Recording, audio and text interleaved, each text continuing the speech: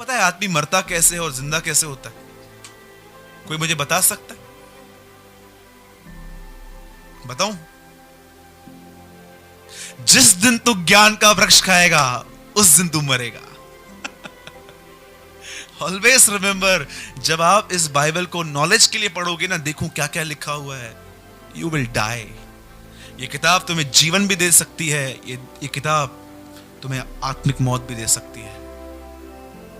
लेकिन जब आप इस किताब को इसलिए पढ़ते हो, दाऊद कहता है यहोवा ने अपना वचन इसीलिए दिया ताकि वो यत्न से माना जाए। यत्न से, समझते? आपको क्या लगता है कि परमेश्वर आपको एक ही बात हमेशा समझाएगा? नो वे। वो एक बार कहेगा, वो 2 बार कहेगा, वो 3 बार कहेगा, चौथी बार वो आपको छोड़ देगा, क्योंकि उसको पता है जब आपने 3 बार नहीं सुनी तो चौथी बार समझाने का। He is a very wise God. वो हमारी तरह नहीं है कि हमको जानबूझ के, जैसे हम लोगों को पकड़ पकड़ के बदलना चाहते हैं, प्रभु में लाना चाहते हैं। वो ऐसा नहीं है, नेवर। उसने आपको इच्छा दी है, वो आपके विवेक में कहेगा। एक बार ब्रदर जैक पोर्नर नेवी के ऑफिस में खड़े थे, और जानते हो अगर आप और मैं किसको कुछ मारेंगे ना तो हम जेल में जा सकते हैं, लेकिन आप जानते हो नेवी में आदमी जेल में कब जाता है? अगर आपका सीनियर सामने से जा रहा है, अगर आप उसको सैल्यूट नहीं किया ना, वो आपको जेल में डाल देंगे। एक बार जैक पोर्नर के सामने एक सीनियर आया, जैक पोर्नर उसको सलाम नहीं किया। उसने बोला व्हाट इज दिस? उसने बोला sorry sir, this is against my conscious, ये मेरे विवेक के विरुद्ध है। बोला हु आर यू? बोला आई एम अ क्रिश्चियन, मैं मसीह हूं। बोला फिर क्या हुआ मसीह लोग? नो, वी बाउ ओनली बिफोर लॉर्ड, हम प्रभु के सामने झुकते हैं। जैक पोर्नर ने सोचा मुझे लगा मेरी नौकरी जाएगी, या तो परमेश्वर मुझे ग्रो करके एक अलग ऑफिसर की एक इमेज दे देगा। लेकिन जानते हुआ क्या?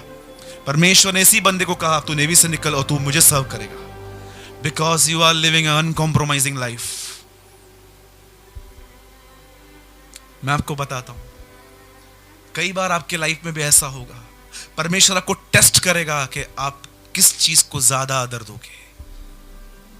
मैं आपको एक बात जो हमेशा इस कलीसिया में मैं दोहराता आया हूं, मैं वो बात दोहरा के अपने वर्ड में आऊंगा। डू यू नो, क्या आप जानते हैं परमेश्वर आदर देता है तो आपके साथ क्या होता है? मैं एक बात जानता हूं, प्रभु यीशु के लाइफ के लिए उसे किसी इंसान ने रिस्पेक्ट नहीं दी। इवन उसकी सगी मां मरियम उसके लिए एक बार जाके कहती थी कि मेरा बेटा थोड़ा पागल है। यूहन्ना 6 अध्याय में लिखा है, इसका चिट ठिकाने पर नहीं है, बोलते थे उसके लोग। उसके भाई उस पर विश्वास नहीं करते थे। कंटिन्यू उसे रिजेक्शन मिली थी। आपको पता है यूएस में 98% ड्रग्स पीने वाले लोगों के लिए ऐसा मालूम पड़ा कि एक्चुअली वो रिजेक्शन थे, वो रिजेक्ट किए गए थे किसी न किसी के थ्रू, और उस रिजेक्शन को भरने के लिए उन्होंने ड्रग्स, ड्रिंक या किसी गंदी चीज का सहारा दिया। यू नो यीशु कितना रिजेक्ट किया गया था अपने दिनों में। मैं आपसे एक बात पूछता हूं, किसी इंसान ने उसे आदर नहीं दिया, लेकिन पतरस कहता है परमेश्वर पिता ने उसे आदर दिया, रिस्पेक्ट दी। जानते हैं रिस्पेक्ट क्या होती है?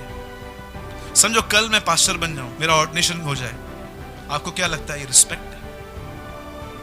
मैं हजारों लोगों को जानता हूं जो परमेश्वर की इच्छा के बगैर पास्टर बन चुके, एक नहीं 1000 लोगों को जानता हूं। आपको क्या लगता है कल मैं अगर बाइबल कॉलेज में होकर आऊं और एक पेपर लेकर आऊं, सबको दिखाऊं कि देखो मैंने पूरा किया है कोर्स, तो क्या ये मेरा आदर है?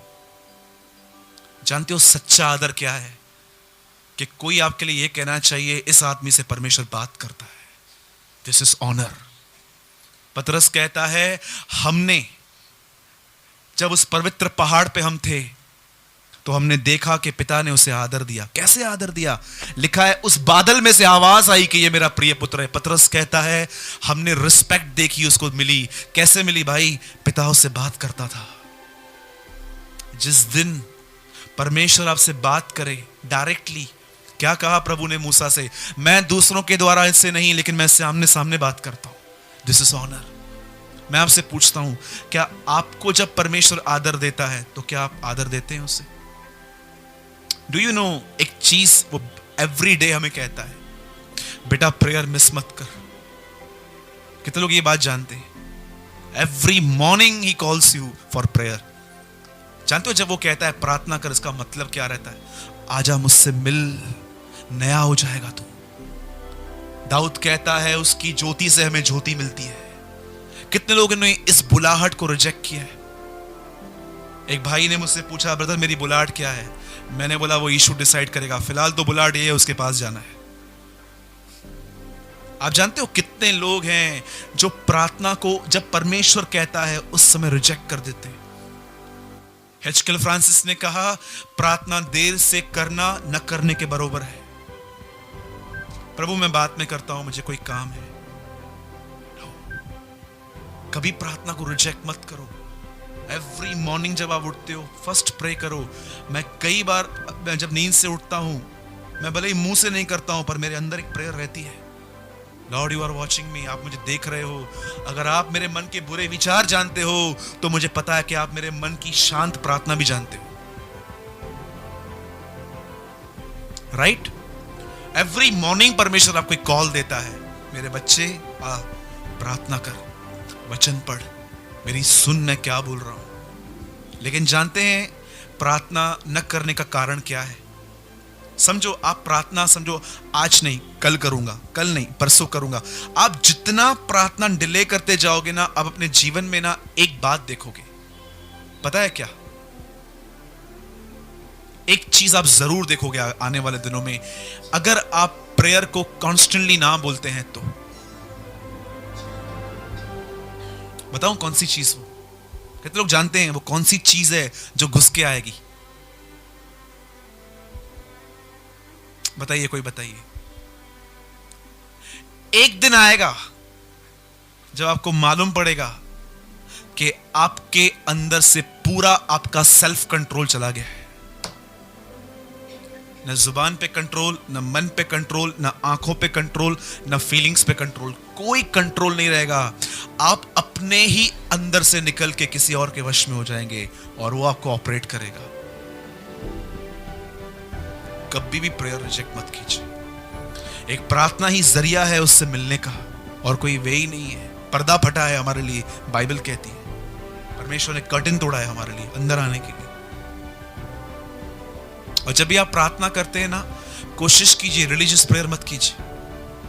पिता मैं प्रार्थना करता हूं यीशु मसीह के नाम से, आप महान हैं, आप दयालु हैं, आप अनुग्रहकारी हैं, आप बड़े महान हैं प्रभु। देख रहे हो मन नहीं है, होंठ चल रहे हैं। जानते हो जब आप प्रार्थना करते हो तो परमेश्वर से क्या कहो? शांत बैठो, थोड़ा अंदर आओ अपने, थोड़ा अंदर जाओ अपने, और उससे डीपेस्ट बात करो कि उसने आपके लिए क्या किया है। यू नो यीशु ने क्या कहा? अन्य जातियों की तरह बक बक मत करो। इंग्लिश में लिखा है डोंट रिपीट मीनिंगलेस वर्ड्स। आपको पता है जो शब्द आत्मा से नहीं है वो एक मीनिंगलेस वर्ड है। मीनिंगलेस समझते क्या होता है मीनिंगलेस का? मैं जो बात कर रहा हूं ये वर्थ है, लेकिन अगर मैं यहां पर खड़े होकर फ्रांस की लैंग्वेज बोलूंगा, क्या वो आपके लिए ठीक है? इसको कहते हैं मीनिंगलेस लैंग्वेज। बहुत सारे लोग एक रिलीजन प्रेयर कर लेते हैं कि बस कि सिखिया माना हो, कुछ नया सीखने की कोशिश नहीं करते कि एवरी डे जब मैं प्रार्थना करता हूं तो मुझे एक नया अभिषेक मिलना चाहिए, एक उपस्थिति मिलनी चाहिए, नया बनना चाहिए मैं। कभी कभी इन आधे घंटों की प्रार्थना में इतना कुछ नहीं रहता, लेकिन 5 मिनट जो अंदर से आता है ना, आप जान नहीं सकते वो आपको कैसे बना देता है।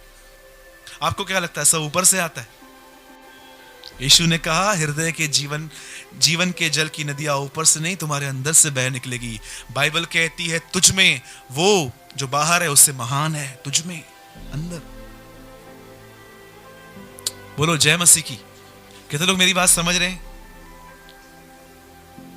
एक चीज, अगर तुम्हें यह जानना है कि प्रभु यीशु तुमसे कितना अगर आपको यह जानना है कि परमेश्वर ने पाप से कितनी नफरत की है, क्रूस को देखिए। और अगर आपको यह जानना है कि प्रभु यीशु ने पापियों से कितना प्यार किया है, तो भी क्रूस को देखिए। कितने लोग ये बात जानते हैं? अगर तुम यह जानना चाहते हो कि प्रभु यीशु पापियों से कितना प्रेम करते हैं, लुक टू द क्रॉस। और अगर आपको यह जानना है कि उसे पाप से कितनी नफरत की है, तो भी क्रूस को देखिए। कितने लोग समझे ये मिस्ट्री? एक जगह है जहां यीशु क्रूस पे लटका है, आप उसके करीब जा रहे हो और आप उसको बोल रहे हो प्रभु यीशु आपके साथ ऐसा क्यों हुआ है? बेटा मैंने तुझसे तेरे सब पाप उठाए हैं। और आप यही सवाल पिता से पूछो, पिता आपने इसकी ऐसी हालत क्यों कर दी है? ये पापी है। पिता ने कोई पाप नहीं किया है, मैं जानता हूं उसने नहीं किया है, लेकिन उसने किसी का पाप उठाया है।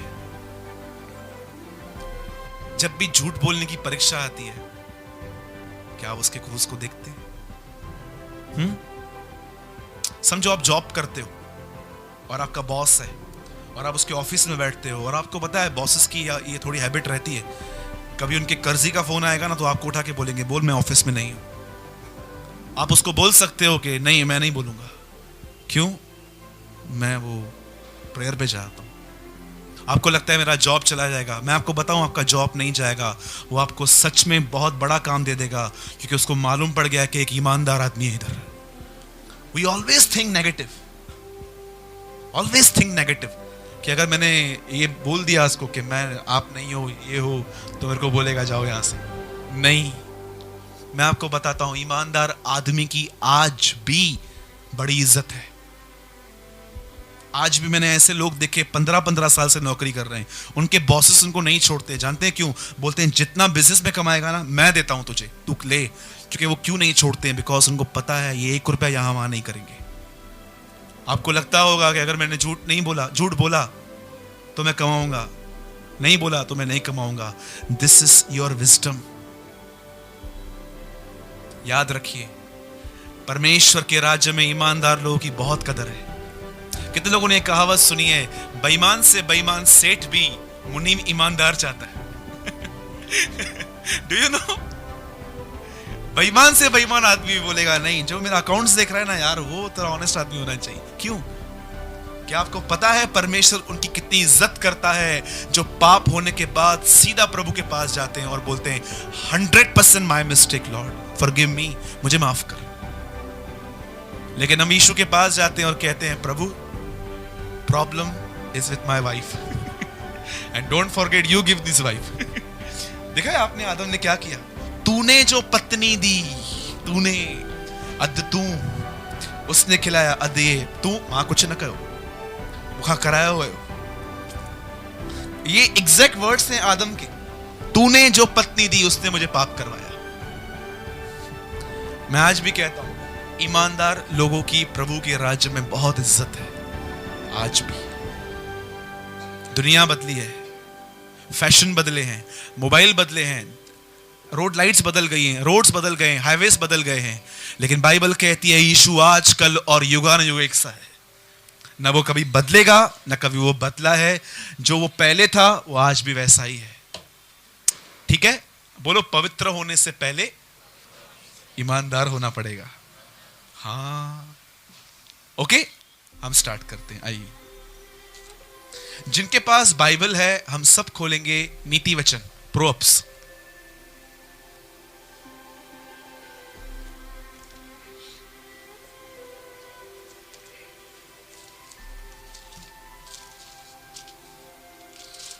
चैप्टर 24। अगर आपके पास बाइबल है तो उसे खोलिए और नीति वचन का 24वां अध्याय, 24 चैप्टर, प्रोवर्ब्स।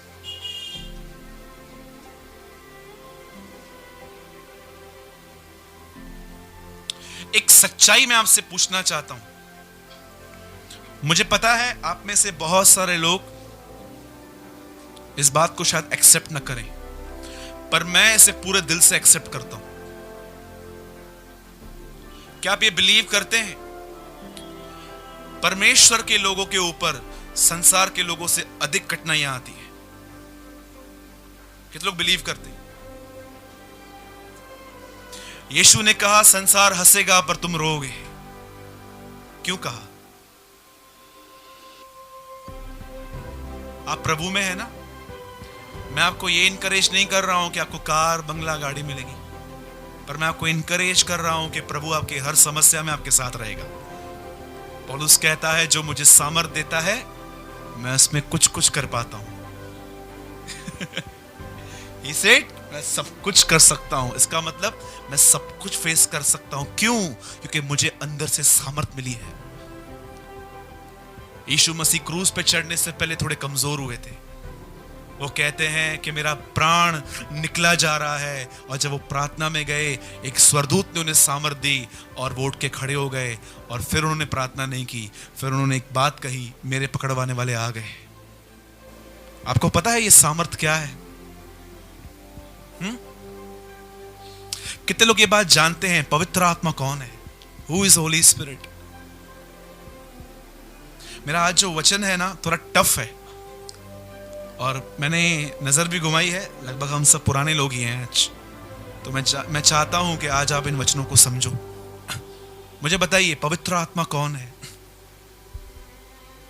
आपको पता है जब परमेश्वर ने आदम को बनाया तो किस चीज को देखकर उसको जिंदा किया गया? आदम एक मरा हुआ पुतला था, लेकिन कुछ परमेश्वर ने उसे दिया, जिसके बाद लिखा है कि पहला मनुष्य जीवनदायक प्राणी बना। जीवनदायक प्राणी क्या दिया परमेश्वर ने उसको? क्या था?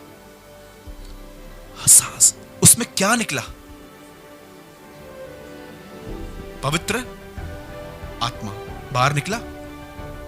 मतलब वो कहां था? परमेश्वर की। आप बिलीव करते हैं समय परमेश्वर पवित्र आत्मा से भरा हुआ है, और जब वो आपको पवित्र आत्मा देता है, इसका मतलब क्या है? वो आपको अपने अंदर का हिस्सा देता है। और आपको लगता है वो पाके कोई कमजोर रह सकता है? आज क्यों कमजोरी है? क्यों आज इतना डिस्टर्बेंस है? क्यों लाइफ इतनी शैलो हो चुकी है? बिकॉज इंसान के पास बहुत ज्ञान है, लेकिन जिसका ज्ञान है वो नहीं है। राइट? हम लोग काम करते हैं, हमारे यहां पर इलेक्ट्रॉनिक मार्केट है, हम उनको बोलते हैं टीवी का मैनुअल दे दो एक, और मैं घर पे आके मम्मी को बोलता हूँ, मम्मी ये मैनुअल है, टीवी ऐसे से चलती है, टीवी किधर है? वो नहीं लाया। तो ये क्या है? ये टीवी का नॉलेज है। बहुत बार ऐसा ही होता है, यीशु मसीह महान है, किधर है? महान है, किधर है? महान है, किधर है? मेरे पास नहीं है। Very good. आप जानते हैं जिसका ज्ञान है वो अलग चीज है, क्या वो आपके साथ है? वो अलग चीज है। ये बात सच है कि वो सबके साथ है, लेकिन ये बात सच है बहुत लोग उसके साथ नहीं है। बार बार इफिसियों की पत्री कहती है तुम प्रभु में हो, पर कुलीसिया पूछती है क्या प्रभु तुम में है? और अगर मैं प्रभु में हूं और प्रभु मुझ में नहीं है, तो प्रॉब्लम कहां है? कौन सी चीज है जिसकी वजह से वो एंटर नहीं हो पा रहा? यूहन्ना बपतिस्मादाता कहते हैं उसके मार्गों को सीधा करो। क्यों सीधा करूं? ताकि वो तुम्हारे अंदर आ सके, वो तुम्हारे अंदर घुस सके। उसके मार्गों को सीधा करो। जो मार्ग चौड़े हैं उन्हें छोटा करो, जो बड़े हैं उन्हें सपाट करो, ताकि वो तुम्हारे अंदर आ सके, और हर जाति, हर इंसान परमेश्वर के उद्धार को देखेगा। वो कहता है क्यों अंदर नहीं आ पा रहा है? उसे रास्ता क्यों नहीं मिल रहा? Do you know? आइए एक वचन खोलेंगे। आज आपको यह बात यहां पर मिलेगी। आज आप सच्ची में जान पाओगे कि एक्चुअली आप मजबूत हो के नहीं हो, आप स्पिरिचुअल हो के नहीं हो। याद रखिए, पौलुस के लाइफ में एक दिन ऐसा आया जब उसने यहां लिखा, मेरा विवेक मुझे किसी बात में दोषी नहीं ठहराता।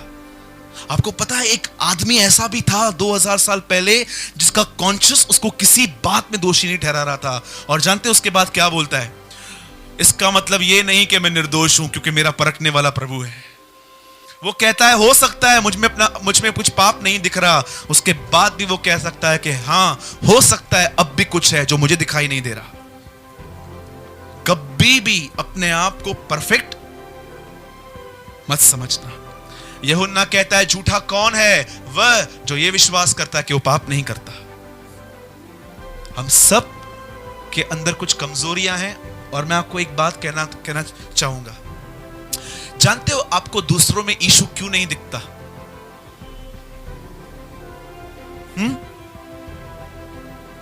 याद रखिए, जिसमें यीशु है उसको ही दूसरे में यीशु दिखाई देगा। जिसमें यीशु नहीं है उसको दूसरे में यीशु कभी नहीं दिखेगा। जीसस ही जीसस को देखता है। ऑलवेज रिमेंबर, आप कभी भी ये बोलते ना ये ऐसा है, ये ऐसा है, आप समझ जाना एक्चुअली आप में नहीं है। उनकी कमजोरियों में, उनकी पापों में, उनकी तकलीफों में आप ये बोलोगे ठीक है, इट्स ओके। लेकिन जानते हो रूट कौन होते हैं? रूट क्यों किया ऐसा? जिनके पास ज्ञान है। आपने कभी चेक किया यीशु मसीह के अच्छे कामों को फरीसी क्यों निंदा करते थे? समझो यहां पर स्नेहा सिस्टर बैठे हुए हैं और मैं इनके ऊपर हाथ रख रहा हूं और आकाश बोलता है क्या कर रहा है ये? मैं क्या बोलूंगा? फरीसी। बहन को ठीक कर रहा हूं, तेरा क्या प्रॉब्लम? जानते नॉलेज बहुत है, क्या चीज गुम है? दया गुम है। जानते हो प्रभु के द्वारा जो लोग पवित्र होते हैं उनके अंदर एक बहुत चीज अच्छी रहती है, वो दयालु रहते हैं। लेकिन जो खुद पवित्र हुए हैं ना, उनके पास मालूम है खतरनाक चीज क्या होती है? वो रूड होते हैं, नियमों से प्यार करते हैं। सबत के दिन ये काम क्यों करते हो? यीशु ने कहा भेड़ और बकरी कुएं में गिर जाए, सबत के दिन नहीं उठाते। भला मनुष्य का मूल्य भेड़ से कितना बढ़कर है, वो कहता है। आप किससे प्यार करते हो? रूल से कि लोगों से? हाँ, 11 बजे आप प्रार्थना करते हो, उस टाइम को कमरा नहीं मिला, लगाया आपने एक आदमी को, क्यों मेरे को रास्ता कमरा में? आपको पता है परमेश्वर क्या कहेगा? मेरी बेटी बाद में करना प्रार्थना, उसको मार क्यों रहा है? तो होता है ना, मुझे बाइबल पढ़नो टाइम हुयो मगर डिस्टर्ब क्यों तव न पढ़ इन खास तो न पढ़। ये होता है ऐसा, बाइबल पढ़ने पे झगड़े, प्रेयर करने पे झगड़े। रूम में शो आया, खबर है ना, मैं प्रेयर भी क्या कैसा दी प्रार्थना करी, इधर गुस्सो, इतना गुस्सा। मेरे को तो इतना तो कंफर्म है कि प्रभु से बात नहीं कर रहे। प्रभु से बात करते तो हम ऐसे बात करते, क्यों आए रूम के अंदर? मैंने मना किया था ना। बोलो जय मसीह की। ब्रदर और बात करो इस विषय में। नहीं मैं यहां खत्म करता हूं, मेरा टॉपिक ही कुछ और है। नीति वचन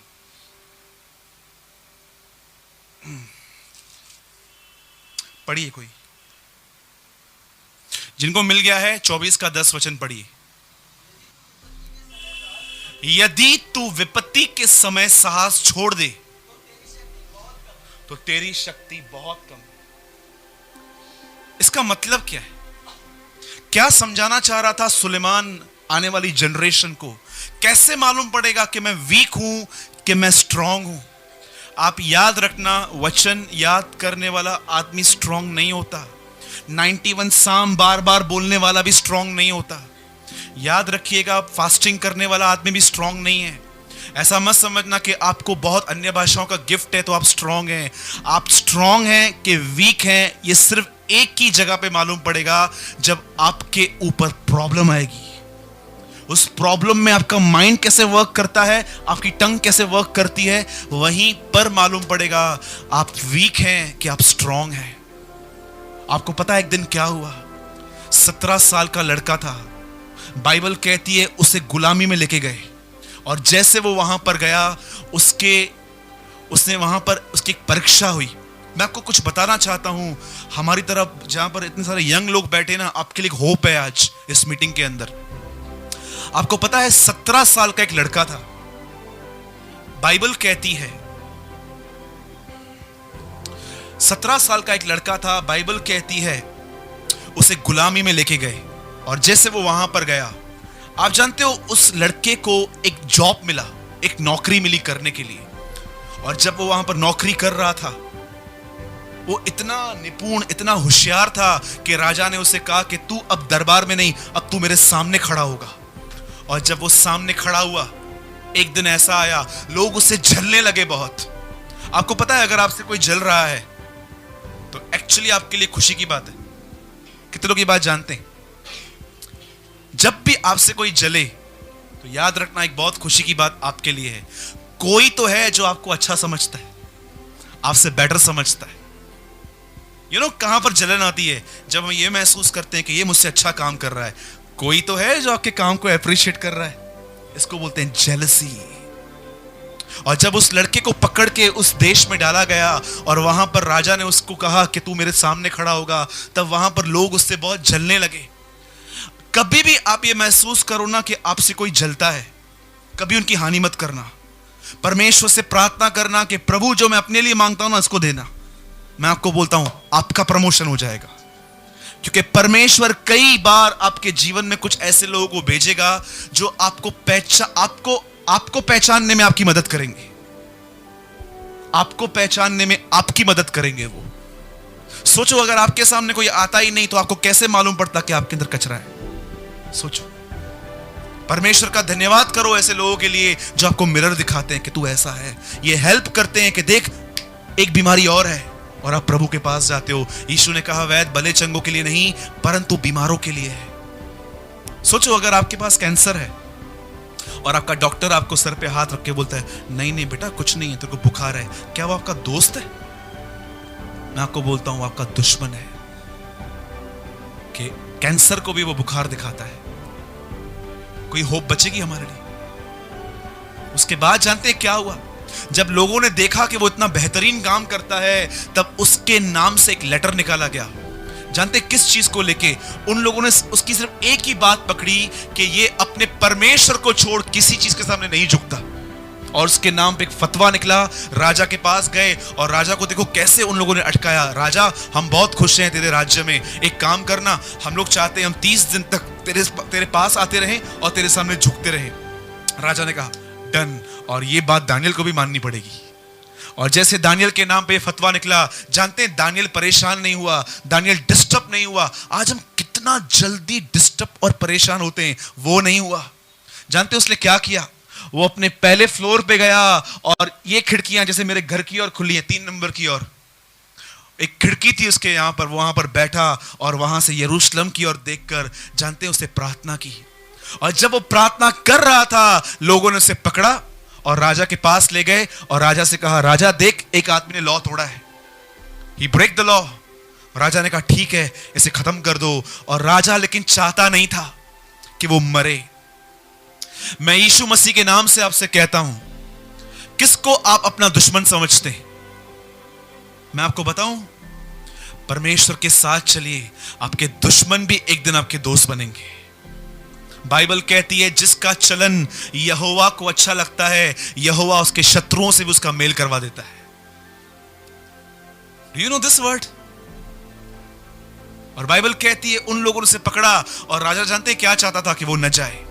कितनी बड़ी बात है, राजा समय चाहते थे कि वो न मरे, और लोगों ने उसे पकड़ के डाल दिया अंदर। और अगले दिन जब उसकी हड्डियां देखने के लिए वहां पर गए लोग, वहां पर कोई नहीं था, न हड्डी थी न कुछ था। बाइबल कहती है दानियल शेरों के ऊपर सोया हुआ था और उनको कहता है हे राजा, तू चिरंजीव रहे, तू महान रहे, तेरा राज्य युगानुयुग होता रहे। कितनी बड़ी बात है, एक आदमी ने उसको मारने के लिए साइन दी, दानियल उसका आदर कर रहा था। He respect his enemies।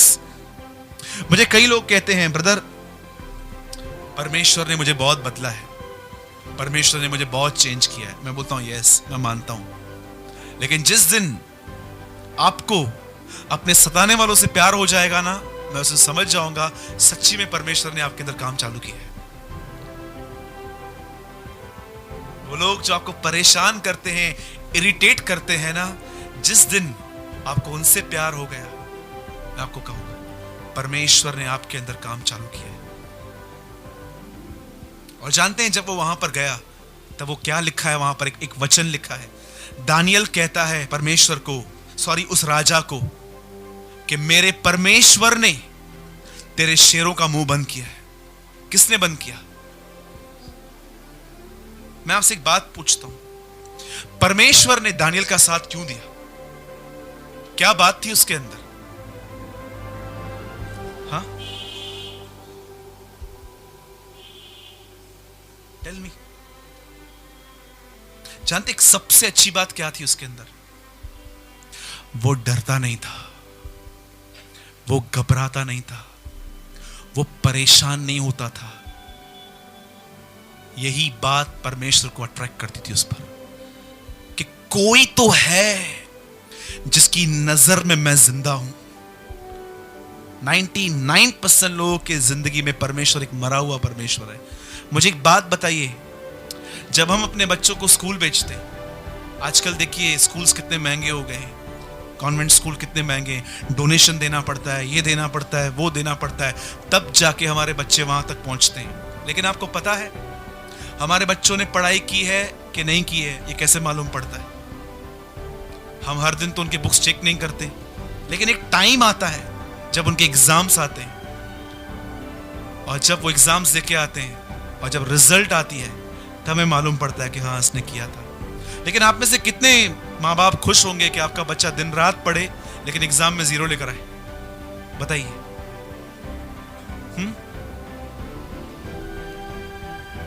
आप जानते हो प्रभु में परीक्षा क्यों आती है? क्यों आता है परीक्षा? पैसों की प्रॉब्लम, कभी यहां दर्द है, कभी यहां पेन है, क्यों आती है?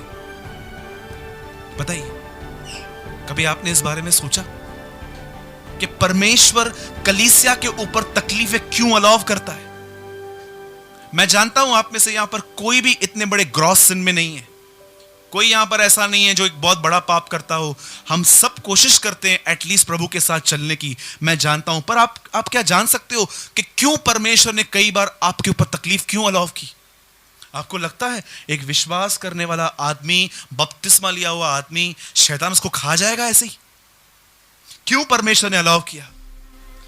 याद रखिएगा, एग्जाम्स तो आएंगे, ट्रायल्स तो आएंगे, प्रॉब्लम्स तो आएंगी, उसी में ही तो मालूम पड़ेगा कि 11 महीने जो कलीसिया में सीखा है अब उसका एग्जाम है।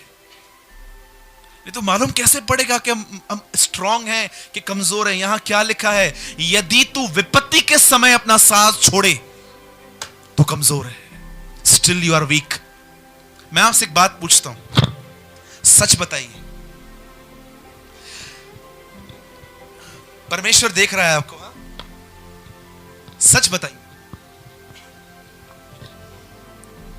आप में से कितने लोग हैं जो प्रॉब्लम में डिस्टर्ब नहीं होते?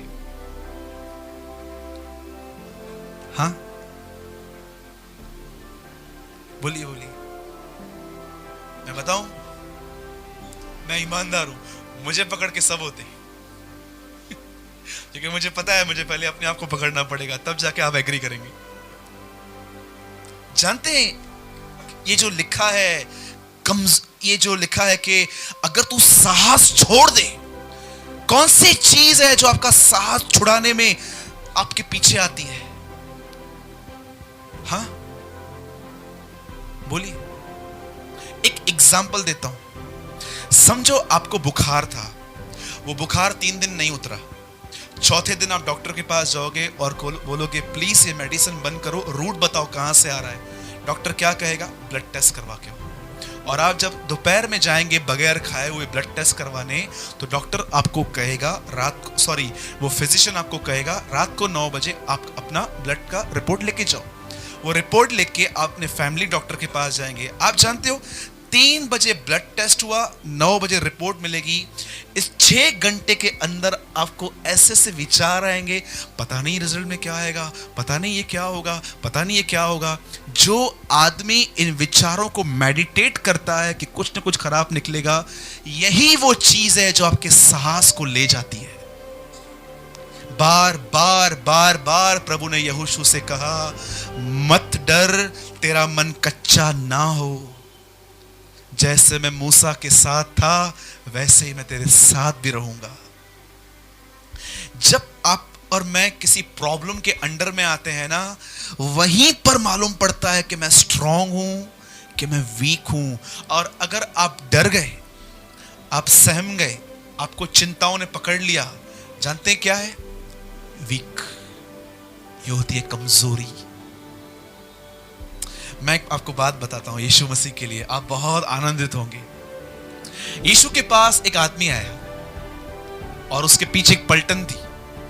उसने पलटन को कहा था, जिस आदमी को मैं किस करूंगा वही यीशु होगा, तुम उस पर हाथ डाल के पकड़ लेना।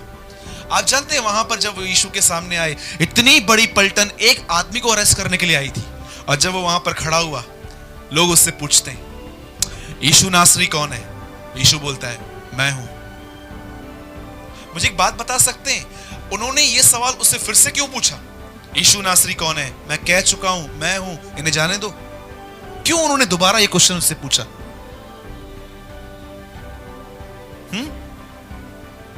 क्या उन्होंने यीशु को कभी देखा नहीं था? बोलिए बोलिए बोलिए। एक थॉट नहीं था यीशु के अंदर, जो क्या करेंगे ये, मैं हूं, जो कर मैं करूं। He knows his heavenly Father. वो अपने पिता को जानता था। जो लोग परमेश्वर को जानते हैं उनके अंदर एक क्वालिटी होती है, उनके अंदर वो प्रॉब्लम से नहीं डरते। जानते हैं दानियल क्यों चुपचाप से चला गया? दानियल जानता था वो सिंहासन पर बैठा है। मैं आपसे कहता हूं, क्यों डरते हैं? क्यों भविष्य की चिंता करते हैं? वो मर गया है क्या? तुमको क्या लगता है आज तक तुम्हें कौन चलाता आया है? तुमने खुद को चलाया है क्या? जिस परमेश्वर ने आपका इतना साथ दिया है, क्या वो आपको आगे नहीं देगा? क्या वो आपको आगे नहीं संभालेगा? हाँ जी, मैं एक जीनियन क्वेश्चन पूछ रहा हूं आपसे। कितने लोग हैं जो प्रॉब्लम में बोल्डली खड़े होते हैं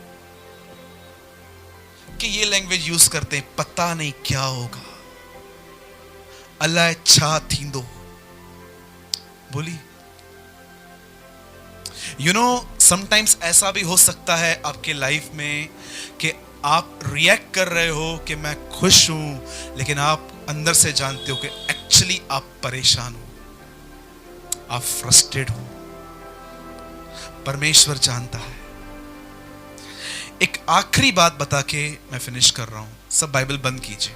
मैं चाहता हूं, अगर आप इस कमजोरी से बाहर निकलना चाहते हैं ना कि मैं तकलीफ में प्रभु पर विश्वास नहीं कर पाता, तो मैं आपको एक की देता हूं आज। आप बाइबल बंद कीजिए, क्योंकि मैं चाहता हूं कि आप इसे बहुत कंसंट्रेशन के साथ सुनिए कि कैसे इस एक आदमी प्रॉब्लम में परमेश्वर पर विश्वास करना सीखता है। एक दिन आया, एक आदमी था, उसके बच्चे में दुष्ट आत्मा थी, और वो आदमी यीशु मसीह के सामने, उसके चेलों के सामने गया। और जानते वो क्या कहता है? उसके चेलों को कहता है, मेरे बेटे में दुष्ट आत्मा है, प्रॉब्लम है उसमें। कई बार वो दुष्ट आत्मा उसे पानी में फेंकती है, कई बार आग में फेंकती है। मतलब सुसाइड करने के थॉट्स टोटली दुष्ट आत्मा के हैं, इंसान के नहीं है। और जानते हैं वहां पर क्या हुआ? यीशु के चेलों ने उसको खड़ा किया, पता नहीं पहले क्या किया, गीत गाया, अन्य भाषाओं में बातें की, कुछ समझ में नहीं आया, लेकिन इतना लिखा है कि वो दुष्ट आत्मा नहीं निकाल पाए।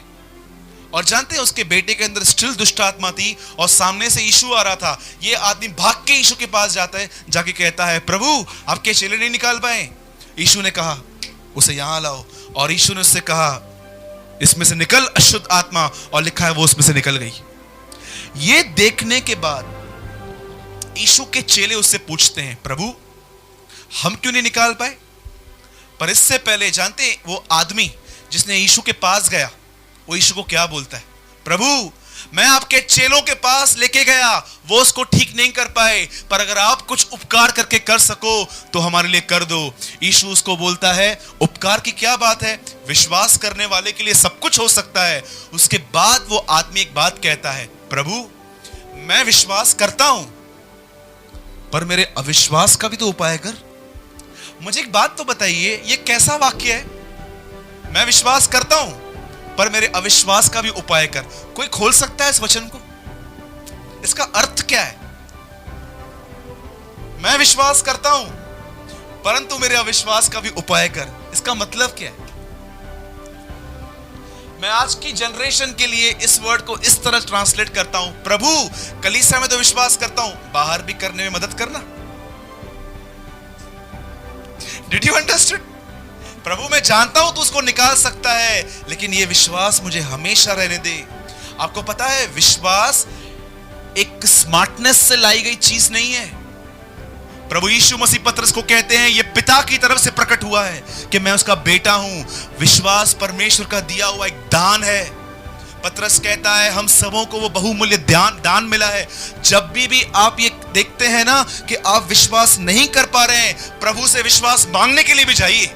प्रभु मैं विश्वास करता हूं कि तू परमेश्वर है, पर मैं इस तकलीफ में तेरे द्वारा सुरक्षित रहूंगा, मुझे इस बात का भी विश्वास दे।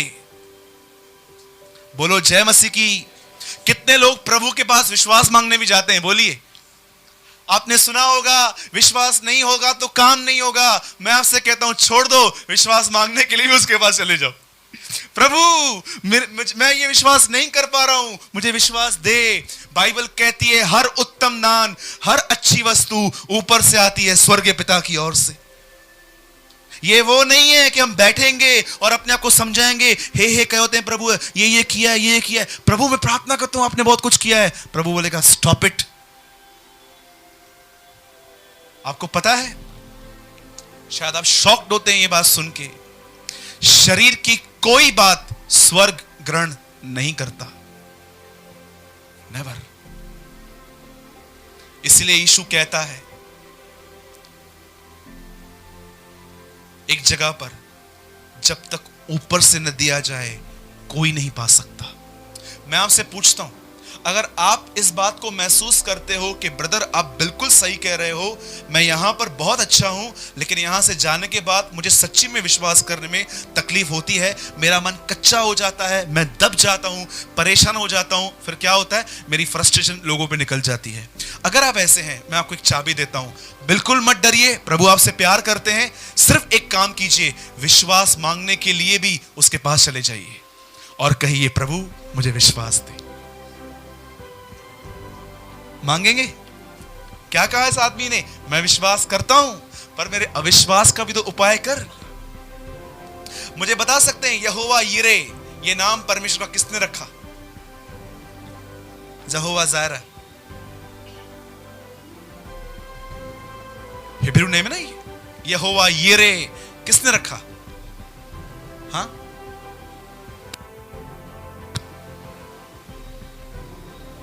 इब्राहिम ने।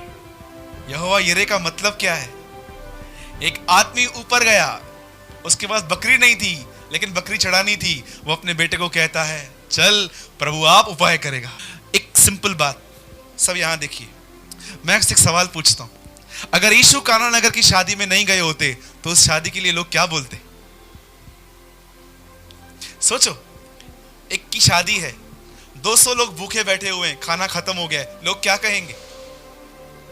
देखना क्या किया, खाना तो खिलाया नहीं। आपके मुंह पे नहीं बोलेंगे, लेकिन किसी और को तो जरूर बोलेंगे कि असा के ई मोकलो। राइट? मुझे बताओ, जब यीशु शादी में गया तो वहां क्या खत्म हो गया? मैं यीशु के नाम से कहता हूं, वो तुम्हारी इज्जत को बचाने वाला परमेश्वर है। वो वहां पर गया, जैसे वो वहां पर गया, वहां दाखरस खत्म हो गई, वो चुपचाप से बना के वहां से निकल आया कि ये शादी कंटिन्यू हो। मैं यीशु के नाम से कहता हूं, एक्चुअली इस शादी में पिता ने उसे भेजा था कि जा किसकी कमी घटी पूरी कर। He is with you. क्यों डरते हैं, क्यों परेशान रहते हैं? वो आपके साथ है। अपना दाहिना हाथ उठाइए और उससे कहिए प्रभु मैं आज के बाद नहीं डरूंगा, क्योंकि मुझे पता है आप सिंहासन पर है। जय मसीह की। यस, बोलो मेरा फ्यूचर, जो मैं सोचता हूं कि क्या होगा, बोलो मेरा फ्यूचर समय प्रभु है। हाँ, बेनीहीन ने कहा तीसरे दिन यीशु नहीं, तुम्हारा फ्यूचर जिंदा हुआ था। बोलो जय मसीह की। तो आज के बाद कितने लोग डरेंगे? यहां पर समझो अभी सांप आ जाए, कितने लोग ऊपर जाके बैठेंगे? नहीं, ये डर स्वाभाविक है। लेकिन मैं क्या बोल रहा हूं, विपत्तियों का डर, तकलीफों का डर नहीं होना चाहिए। ओके, बोलो प्रभु भला है और भला ही करता है।